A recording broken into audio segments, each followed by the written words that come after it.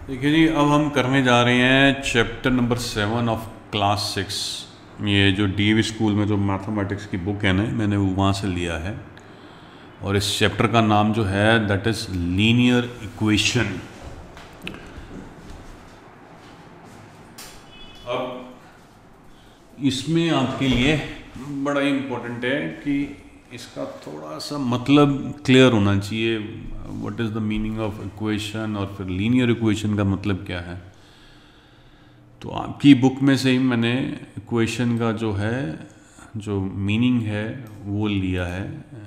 Equation is what? It is a statement of equality which contains literal number. A statement of equality which contains literal number is called an equation. देखें, statement of equality means what? कि हमारे को कुछ दिया होगा। अब जैसे for example हम ले लेते हैं 4 is equal to what? It is going to be equal to 4 only ना। पर एक साइड पे अगर मैं x प्लस 2 कर दूं कि इट इज इक्वल टू 4, तो दो चीज़ें बराबर हैं बिकॉज इक्वल टू का साइन लगा हुआ है। और एक साइड पे हमें चलो नंबर दिया है, ज़रूरी नहीं कि नंबर ही मिले हमारे को, कोई इक्वेशन मिल सकती है। मतलब it can be like y plus 3 मिल सकता है, या कुछ भी और चीज़ मिल सकती है, या नंबर मिल सकता है। जैसे इस केस में एग्जांपल में पता है कि दो चीज़ें इक्वल होंगी। तो इसको हम, अब ये क्या है? Statement of equality. मतलब this is equal to this, तो ये है स्टेटमेंट ऑफ इक्वलिटी। ये पहली जो क्राइटेरिया जो है इस डेफिनेशन का पूरा करता है। एंड सेकंड क्राइटेरिया जो रिक्वायर्ड है to be something as an equation, मतलब किसी चीज़ को इक्वेशन बनने के लिए जो चीज़ की ज़रूरत है वो ये है कि it contains a literal number. And literal number का ब्रैकेट में जो मतलब लिखा हुआ है वेरिएबल। वेरिएबल मतलब कि कोई चीज़ जो चेंज हो सकती है, कुछ भी हो सकती है, उसमें कुछ भी हम डाल सकते हैं, उसकी कोई भी वैल्यू हम डाल सकते हैं। जैसे हमने पिछली जो सिक्स चैप्टर का जो था हमने किया भी था। तो इस केस में जो अल्फ़ाबेट्स हैं उनको हम वेरिएबल्स बोलते हैं। सो it is a literal number, it is not an actually a number. ये कोई 1 2 3 की तरह रिप्रेजेंट नहीं किया गया है, बट इसको अल्फ़ाबेट्स के फॉर्म में रिप्रेजेंट किया गया है। तो इट इज़ अ वेरिएबल, मतलब इसको हम वेरी कर सकते हैं, इसको हम चेंज कर सकते हैं जब मर्जी हम चाहें। तो इसकी कोई भी वैल्यू हम डालना चाहें तो डाल सकें। तो एक तो स्टेटमेंट ऑफ इक्वालिटी चाहिए, मतलब दो चीज़ें इक्वल होनी चाहिए, और उसमें एक वेरिएबल होना चाहिए। सो इस केस में जैसे x इज द वेरिएबल, तो ये है जी, इसको कहते हैं इक्वेशन। अब इक्वेशन में ये लीनियर इक्वेशन किसको कह देते हैं? so, इसकी जो डेफिनेशन है, एन इक्वेशन मतलब यहाँ पे जैसे इक्वेशन है in which the power of a literal, मतलब power of the literal number, मतलब जो वेरिएबल है यहाँ पे जैसे अब x है इज 1, मतलब जो पावर है इट इज 1। अगर 1 है पावर तो it is going to be called as a linear equation. मतलब ये अगर x रेज टू पावर 2 हो जाता तो फिर इसको हम लीनियर इक्वेशन नहीं बोलते। तो यहाँ पे x की पावर एक तरह से 1 है, तभी वो एक बार ही x आएगा, तो इसलिए हम इसको लीनियर इक्वेशन कहेंगे। मतलब पहले इसको इक्वेशन होना चाहिए। फॉर इक्वेशन दो चीज़ें इक्वल टू होनी चाहिए, बराबर होनी चाहिए, एंड उसमें एक वेरिएबल होना चाहिए। वेरिएबल मीन्स कोई अल्फ़ाबेट के फॉर्म में कोई हम नंबर जिसमें कोई भी वैल्यू हम डाल पाएंगे होना चाहिए। So it is going to be called as a linear equation. तो जो इक्वल टू के इस साइड पे जो भी होगा उसको हम क्या बोलेंगे? इसको हम बोल देते हैं लेफ्ट हैंड साइड। और जो इक्वेशन के राइट पे होगा उसको हम बोलेंगे राइट हैंड साइड, RHS। तो ये RHS और LHS का जो पर्पस है वो जब हम सम्स करेंगे तब आपको ज़रूरत पड़ेगी, आपके हेल्प होएगी। और जो सम्स हैं उसमें ये जो है कि लीनियर इक्वेशंस वाले कौन से होंगे, उसमें ये पावर 1 होना चाहिए वेरिएबल का, उसकी भी हमारे को ज़रूरत पड़ेगी। तो अभी हम सम्स करना शुरू करेंगे तो आपको इसको समझ में आएगा इसकी इम्पोर्टेंस। अब हम करेंगे क्वेश्चंस ऑफ द वर्कशीट 1। और ये जितना भी अभी मैंने आपको समझाया है ना, इन क्वेश्चंस को करना बिकॉज ऑफ जितना मैंने समझाया है बहुत ही इजी होने वाला है। अब सबसे पहला जो हमारा क्वेश्चन है, what are the two sides of an equation. तो देखो इक्वेशन को होने के लिए क्या चाहिए कि दो चीज़ें इक्वल होनी चाहिए, और जो उसकी दो साइड्स रहेंगी इक्वल टू के साइन के, एक लेफ़्ट रहेंगी और एक राइट पे रहेंगी। तो जो दो साइड्स रहने वाली हैं वो कौन सी रहने वाली हैं, एक होएगी लेफ्ट हैंड साइड और एक होएगी राइट हैंड साइड। सो दो sides which are going to be there of an equation are going to be, one is going to be the LHS and the second one is going to be RHS, right hand side। तो इसको हम ये short form में लिखना है, short form में लिख लो, मतलब थोड़ा बड़ा लिखना है तो sorry, left hand side and the other is going to be right hand side. तो ये आपका इसका आंसर रहने वाला है। और सेकंड अब क्वेश्चन पे आ जाते हैं। So in a linear equation what is the power of variable.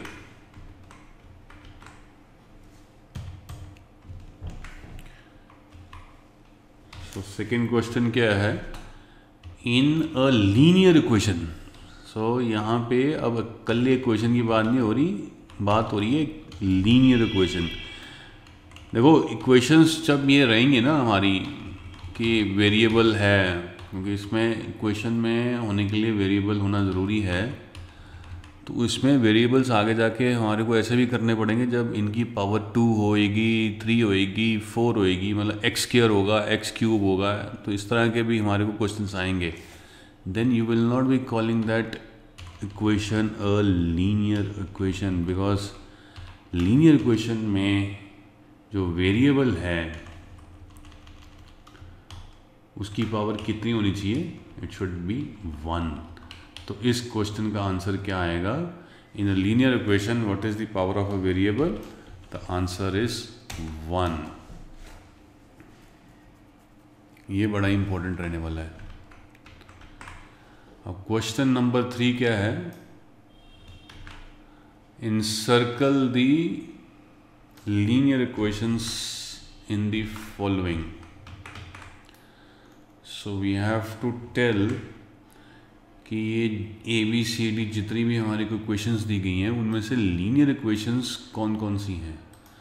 तो लीनियर इक्वेशन होने के लिए जो वेरिएबल है, वेरिएबल विल मीन अल्फ़ाबेट्स में जो नंबर्स हमारे को दिए गए होंगे उनकी पावर हैज़ टू बी 1। तो यहाँ पे अब जो पहला है उसमें वेरिएबल क्या है, P, और P की पावर क्या है, 1। So will it be called as a linear equation? The answer is yes। तो जो पहला जो है equation A, it is going to be a linear equation because इसमें जो variable है उसकी पावर 1 है। अब आ जाओ B पे। B पे इक्वेशन हमारे को क्या दी है, 2x + 3 = 7। तो इसमें वेरिएबल जो है वो क्या है, वेरिएबल इज x, और x की पावर क्या है, x की पावर कुछ नहीं दी गई है, दैट मीन्स कि 1 है। So is it going to be called as a linear equation. पहली चीज़, बिकॉज यहाँ पे एक वेरिएबल आ गया है एंड इक्वल टू का साइन आ गया है, तो it is an equation. And चूंकि यहाँ पे x की पावर जो वेरिएबल है उसकी 1 है, that means it is a linear equation. तो B भी जो है that is also a linear equation. अब आ जाओ सी पे। अब सी में इक्वेशन क्या दी गई है, एक्स की पावर क्या है 2 एक्स स्क्वायर, इसको बोल देते हैं, +1 इक्वल टू 5। तो इसमें जो वेरिएबल है वो क्या है, एक्स, और उसकी पावर क्या है, उसकी पावर है 2। तो will it be called as a linear equation? It will be called a equation, but it will not be called as a linear equation because यहाँ पे जो वेरिएबल है which is x, उसकी पावर क्या है 2। तो सो C is not a linear equation। अब आ जाओ D पे। D पे हमारे को इक्वेशन क्या दी गई है, x divided by 3 is equal to 7। तो ये इक्वेशन है। बट हमारे को किसी भी इक्वेशन को लीनियर इक्वेशन बोलने के लिए हमें सिर्फ वेरिएबल को देखना है। तो वेरिएबल यहाँ पे क्या है, वेरिएबल इज x, और x की पावर यहाँ पे क्या है, कुछ भी नहीं दी है, तो दैट मीन्स इट इज़ 1। तो will D be called as a linear equation? The answer is yes, because यहाँ पे जो वेरिएबल है उसकी पावर 1 है। अगर कुछ नहीं दी है दैट मीन्स इट इज़ 1, क्योंकि 1 को लिखने का फ़ायदा कोई नहीं है, मतलब x एक ही बार ही आएगा या वेरिएबल वो पर्टिकुलर एक ही बार ही आएगा, तो इसलिए हम पावर 1 नहीं लिखते हैं। पावर 2, 3, 4 हम इसलिए लिखते हैं तो ताकि ये आपको मानना पड़ेगा कि वो नंबर जो है रिपीट होगा, मल्टीप्लाई करेगा उतने टाइम्स। अब आ जाओ ई पे। ई में जो इक्वेशन है उसमें वेरिएबल क्या है, x, और यहाँ पे x की पावर क्या दी गई है, x की पावर दी गई है 3। तो will it be called as a linear equation? The answer is no, it will be called as an equation because यहाँ पे इक्वल है, इक्वल टू का साइन है, दो साइड्स हैं, वेरिएबल है, तो वो ये इक्वेशन तो क्वालिफाई करता है, ठीक है, but it doesn't qualify as a linear equation because जो वेरिएबल है यहाँ पे उसकी पावर 3 है। तो E जो है it is not a linear equation. अब आ जाओ F पे। F में हमारे को क्वेश्चन जो दी है, अब ये क्वेश्चन इसलिए है because it is an equal to sign, और दो साइड्स हैं और साथ में वेरिएबल है, और यहाँ पे वेरिएबल एक नहीं है, दोनों साइड पे दी गई हैं। तो हमारे को दोनों साइड पे जो वेरिएबल्स है वो देखने पड़ेंगे कि उनकी पावर क्या। किसी एक में भी अगर पावर 2 हो जाती तो फिर ये लीनियर इक्वेशन नहीं होनी थी, बट यहाँ पे दोनों ही जो वेरिएबल्स हैं, जो x है उसकी पावर 1 है, तो yes f is also a linear equation. So मैं इंसर्कल तो नहीं कर पाऊंगा इसको, बट हाँ आप कर लीजिएगा अगर मैम आपको पेन से करवाते हैं। बट अगर हमें थर्ड में ABCD में देखना है कि कौन कौन सी इक्वेशन जो लीनियर इक्वेशन है, the answer is A, B, D and F, because in सब में जो वेरिएबल है उनकी पावर 1 थी। अब आ जाओ क्वेश्चन नंबर 4 पे। Separate the LHS and RHS। अब इस LHS एंड RHS की ना आदत डाल लेना, बिकॉज हम पूरा का पूरा left hand side right hand side नहीं भूलेंगे। इन फ्यूचर आपको LHS का और RHS का मतलब क्लियर होना चाहिए कि इक्वल टू के लेफ्ट पे जो होगा, इक्वल टू के लेफ्ट में जो इक्वेशन होएगी वो लेफ्ट हैंड साइड होएगी, और जो राइट पे होएगी वो राइट हैंड साइड होएगी। तो हमें सेपरेट करना है कि इन इक्वेशंस में लेफ्ट हैंड साइड कौन सी है तो राइट हैंड साइड कौन सी है।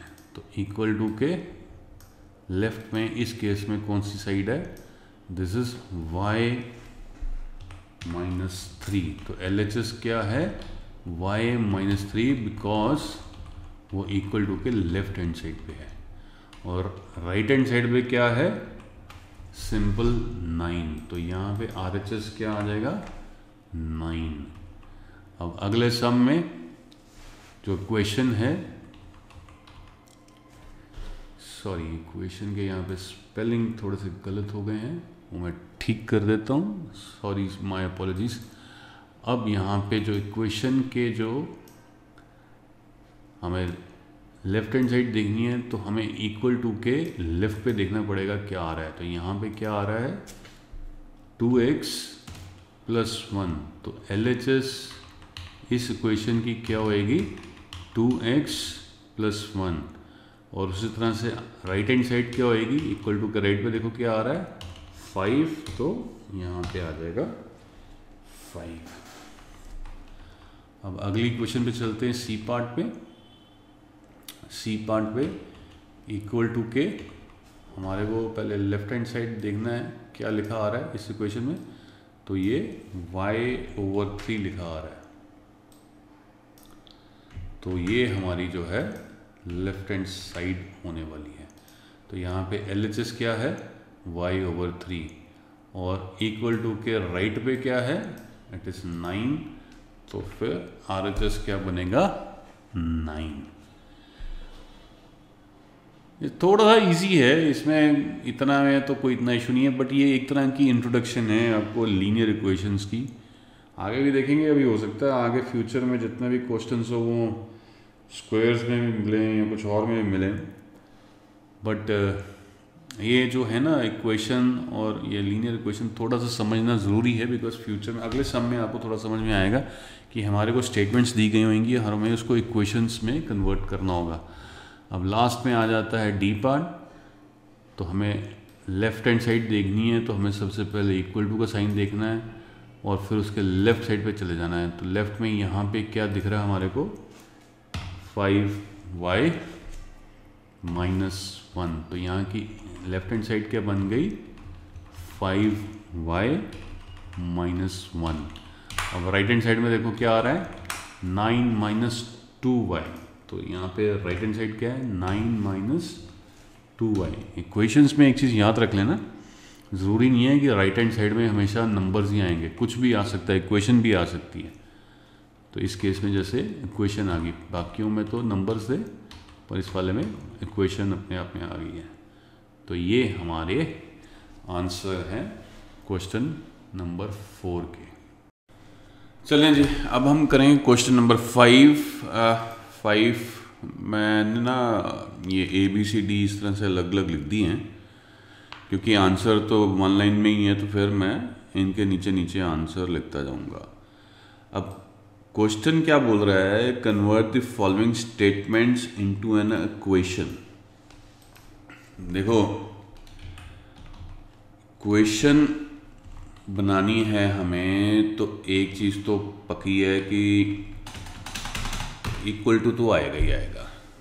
तो एक लेफ्ट हैंड साइड होएगी और एक राइट हैंड साइड होएगी, ठीक। तो पहला जो है स्टेटमेंट क्या है 3 added to a number x is 5। तो बोल क्या रहा है कि x में अगर हम 3 ऐड करें तो that is equal to what, that is equal to 5। तो हमारी जो इक्वेशन बनेगी 3 एडेड टू x इज 5, वो ये बनेगी x में हमें 3 ऐड किया and that is equal to 5। तो इस तरह से आपको ये सारे सम्स करने हैं। अगला क्या है, a number y increased by 6 is 9। तो यहाँ पे नंबर जो वेरिएबल है, देखो इक्वेशन में एक वेरिएबल तो आएगा, तो वेरिएबल क्या है, सॉरी यहाँ पे पहले मैं आंसर लिख देता हूँ। आंसर क्या है, यहाँ पे नंबर जो वेरिएबल है नंबर y है, तो y if it is increased by 6, मतलब इंक्रीज अब बाय 6 कैसे करोगे, तो इसमें 6 ऐड कर दोगे, ठीक। तो it is going to be equal to what, it is going to be equal to 9। Number y increase by 6 is 9।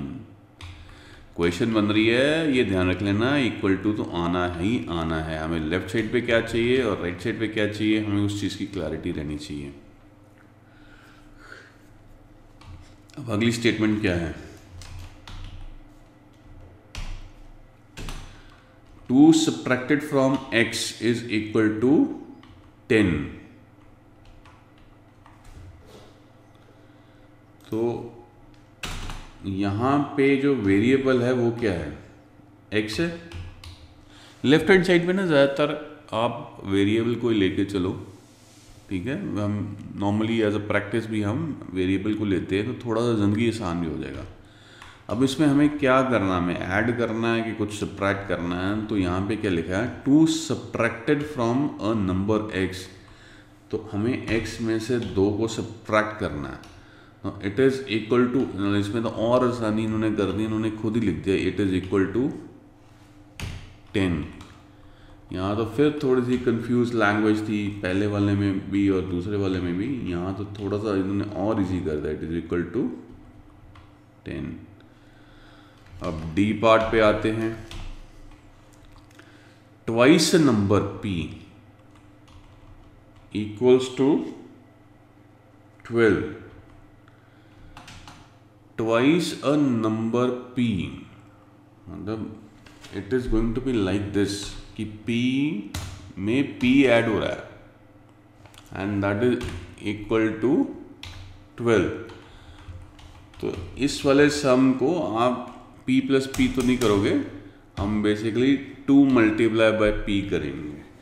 So 2 multiply by p is equal to what, 12। Clear है। तो ये सम इस तरह से होगा, ट्वाइस अ नंबर, मतलब वो number जो है 2 बार ही आएगा। तो फिर सीधी सी बात है, it is going to be multiply with 2, यही होता ना। अब आगे आ जाओ ई पार्ट पे। 15 less than number a is 9। अब यहां पे वेरिएबल ढूंढो क्या, तो 15 less than a number in a,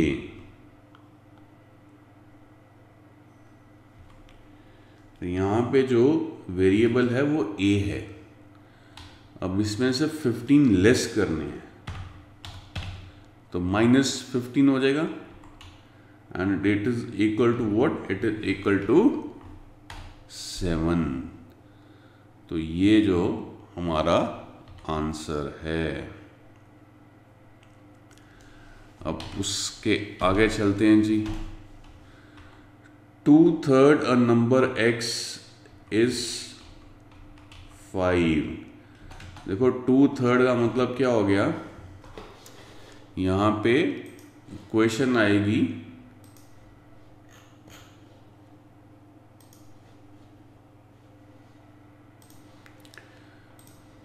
जिसमें क्वेश्चन क्या है, 2/3।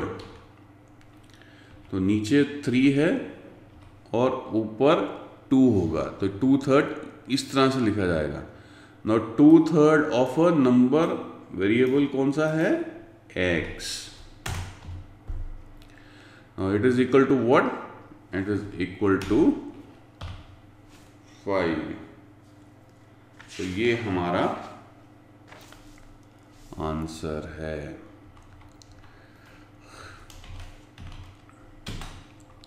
अब अगला में क्या करना है, 3 times a number x decreased by 1 is 4। तो 3 times a number x मतलब 3 times a number x, फिर ये वही वाली सिचुएशन होगी कि x प्लस x 3 बार ही आएगा। तो इसको 3 बार ही ऐड करने के बजाय, अब जैसे 4 into 2 या 4 into 3 हम इक्वल टू 12 कर देते हैं, हम इसको मल्टीप्लाई करेंगे 3 के साथ। जो मल्टीप्लिकेशन है that is basically a short form of addition. मतलब किसी भी नंबर को अगर मैं 3 बार ही ऐड करूं तो उसकी बजाय इट्स बेटर दैट मैं उसको 3 से मल्टीप्लाई करूं। तो 3 times the number x, it has to be decreased by 1। तो it has to be decreased by 1 means कि इसको -1 करना। That is equal to what, it is equal to 4। तो हमारी इक्वेशन क्या बनेगी, 3x minus 1 is equal to 4। अब आगे आ जाओ। मेरे ख्याल से आपको ये थोड़ा सा मुश्किल तो नहीं लगना चाहिए, it's not difficult, it's easy. 6 times the number y is 3 more than the number itself. Okay, पहले हम इसको कर लें, पहले पार्ट को। 6 times the number y, 6 times the number y मतलब क्या हो गया, it has to be multiply with 6।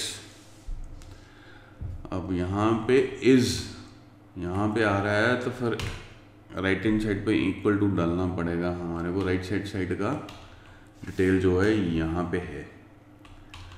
तो it is 3 more than the number itself. तो नंबर बेसिकली क्या था, वो था y।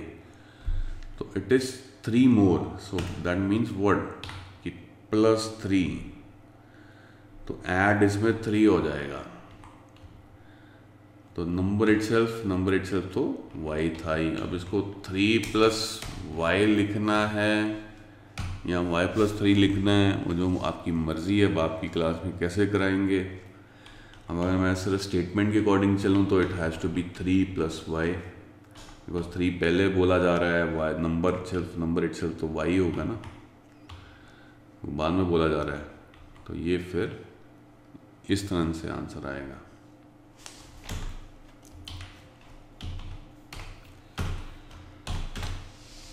Five less than 1/3 the number z is 5।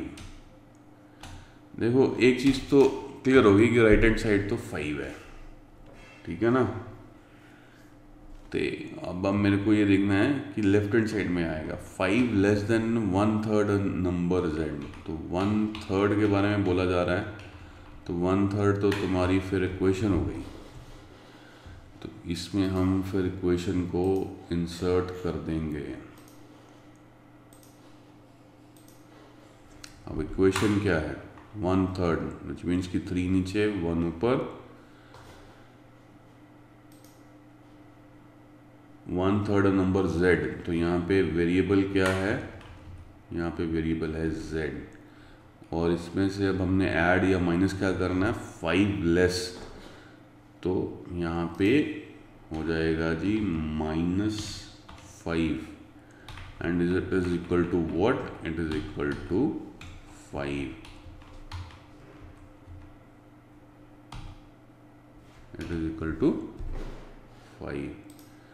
तो आंसर हमारा ये आ जाएगा 1/3z -y इक्वल टू 5। अब आगे आ जाओ लास्ट में। 2 times the sum of a number x and 3 equals to 14। तो sum of a number x and 3, तो sum of a number x and 3 का मतलब क्या होगा